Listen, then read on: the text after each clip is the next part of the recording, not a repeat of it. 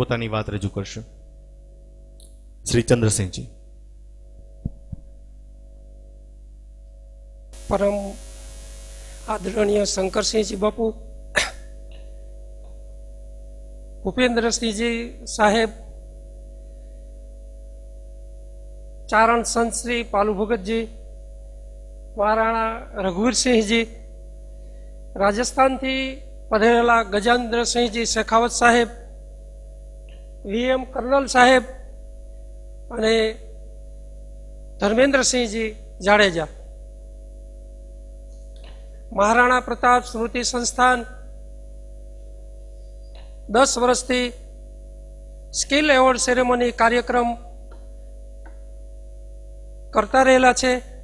તેમાં 9 વર્ષથી માતા કૌશલ્યા, માતા કુંતી, ભગીની પરિવાર બંધુ, જે રાજકોટ શહેરની અંદર વસતા તમામ વિધવા પરિવારોની અંદર આ સંસ્થા જે કામ કરતી રહેલી છે, તે સંસ્થાના મૂળ જે ઉદ્દેશો છે, એમની જે શરૂઆત છે 10 વર્ષ પહેલા, ત્યારે જ 2 એવા ચરિત્રો આંખની સામે મૂકેલા છે. એક માતા કૌશલ્યા, એક માતા કુંતી.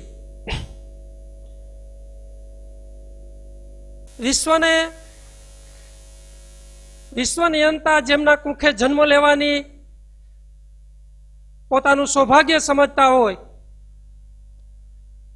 અને વિશ્વનિયંતા જેમના પુત્રોના સારથી તરીકે આ સૃષ્ટિ ઉપર આવી અને ધન્યતા અનુભવતા હોય, તેવી 2 માતાઓને નજર સામે રાખી અને માતા ભગીની કૌશલ્યા અને કુંતી બંધુ પરિવાર જે અણિશુદ્ધ પવિત્રતાથી જે કામ કરતા રહેલા છે, અહીંયા કદાચ બોલવું પડે, શબ્દોથી કોઈ વાતને કહેવી પડે તો એ વાતથી હૃદય ઉપર એક પથ્થર મૂકીએ છીએ.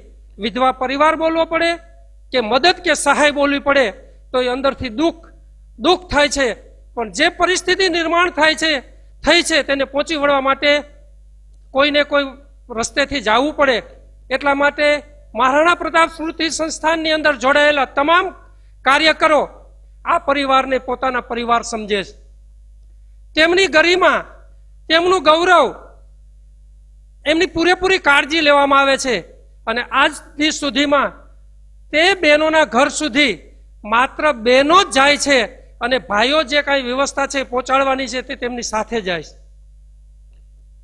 કાલે ઉઠીને એ જ પરિવારોમાંથી આ સમાજમાં બેઠેલા આપણે બધા જની વચ્ચે એ પણ એવા મહાનુભાવો થઈને એ બાળકો પણ, દીકરા દીકરીઓ પણ આપણી સામે હશે, ત્યારે એમને નીચી નજરથી ન જોવું પડે. એટલા માટે તેમનું આત્મગૌરવ બરોબર સચવાય, તેમનું અંદરનું જે છે તે લેસ માત્ર ઓલું ન થાય, તેના માટે આ માતા ભગીની કૌશલ્યા અને કુંતા જે ભગીની બંધુ પરિવાર છે તે સતત કાળજી લેતા રહેલા છે. શ્રીમદ ભગવદ્ ગીતાની અંદર ભગવાને પહેલા અધ્યાયની અંદર જે શરૂઆત થાય છે અને અર્જુન બધા જ મહારથીઓના વર્ણન થઈ જાય છે, પછી અર્જુન ભગવાનને કહે છે કે ભગવાન, રથને 2 સૈન્યોની વચ્ચે તો લઈ લ્યો, મારે કોની સાથે લડવાનું છે તેનો મને બરોબર અંદાજ આવી જાય. જ્યારે 2 સેનાની વચ્ચે રથ આવે છે, આપણને બધાને ખબર છે કે અર્જુને બધાને જોઈ લે છે અને પછી તે ભગવાનને કહે છે કે ભગવાન, સિદંતી મમ ગાત્રાણી, મારા ગાત્રો થીજે છે, ભય છે, ભય નથી, પણ એમને પિતામહ છે, ગુરુ છે, સામે સગા સંબંધીઓ છે ને બંધુઓ છે, એમને મારે કેવી રીતે હણવાના? એમને લેસ માત્ર શંકા નથી કે આમાં શું થશે, પણ એ જેમ આગળ હાલ્યા જાય છે અને આગળ હાલતા હાલતા જ્યારે અર્જુનનો જે પ્રશ્ન છે એ ભગવાનને કહે છે, ઘણા બધા શ્લોકોની અંદર આ વાતો થાય છે, પણ ભગવાન એમ કહે છે કે ભગવાન, જો આ કુળનો નાશ થશે તો સમસ્ત કુળ ધર્મનો નાશ થશે અને જો ધર્મનો નાશ થશે તો પાપા 4 વધશે. અને પછી જે એની જે વ્યથા છે એ શ્રીમદ ભગવદ્ ગીતાના પહેલા અધ્યાયના 41મા શ્લોકમાં અર્જુને સંપૂર્ણતા કીધી છે. અને 47મા શ્લોક સુધી, જ્યાં સુધી ગીતાજીનું અધ્યાય પહેલો પૂરો થાય ત્યાં સુધીમાં એને એની વ્યથા કીધી છે. આ વ્યથા આપણે શ્રીમદ ભગવદ્ ગીતાને આપણી ઘરે જઈ એક વખત તે 41મા શ્લોકથી 47મા શ્લોક સુધી સમજી લઈશું. આ માતા કૌશલ્યા ભગીની બંધુ પરિવાર તે વાતને આજે 9 વર્ષથી અણિશુદ્ધ રીતે પાવિત્ર્યતાથી તે કામને આગળ ધપાવતા રહેલા. આ સંસ્થાની અંદર જ્યારે શરૂઆત થઈ ત્યારથી આજ દી સુધી આ સંસ્થાની અંદર જોડાયેલા દાતાઓ સાયલેન્ટલી આ સંસ્થા સાથે કામ કરતા રહેલા છે. તેમનું પણ અમે આ સમયે ગૌરવ અનુભવીએ છીએ. આ સંસ્થાના માધ્યમમાં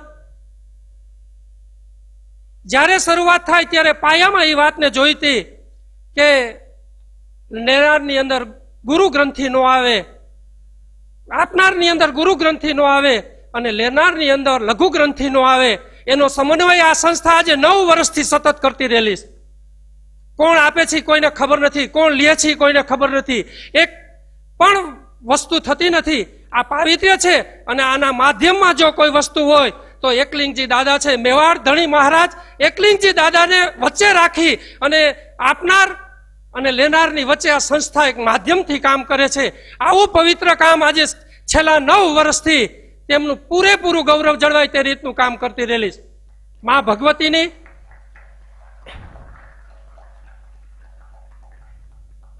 મા ભગવતીની, એકલિંગજી દાદાની, શ્રી કૃષ્ણ ભગવાનની અમારા ઉપર અપરંપાર તે પ્રકારની દ્રષ્ટિ વરસતી રહીએ.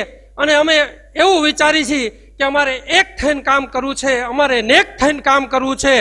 અને આ સંસ્થા જેમ ભગવાને ગીતાની, મહાભારતની જે આપણે વાતો સાંભળી છે તેની અંદર ભગવાને ગોવાળિયાઓ પાસેથી એક વખત ગોવર્ધન પર્વત ઉપાડ્યો હતો અને બધાએ લાકડીનો ટેકો જ્યારે રાખ્યો હતો, એમ આ સંસ્થા એવું વિચારે છે કે આ સમાજની પ્રત્યેક વ્યક્તિ આ સંસ્થાને ટેકો આપે અને ભગવાને જે એની વિચારસરણીનું કામ છે તે અંતિમ માણસ સુધી લઈ જવાની અમારી તમન્ના અને તત્પરતા છે. એટલા માટે મા ભગવતી, એકલિંગજી દાદા અમને આશીર્વાદ આપો બધા જ ને. અમે આ સંસ્થાથી અમારા જે પ્રકલ્પો છે તેને પૂરા કરીએ એવા આશીર્વાદ આપો. અસ્તુ. જય માતાજી.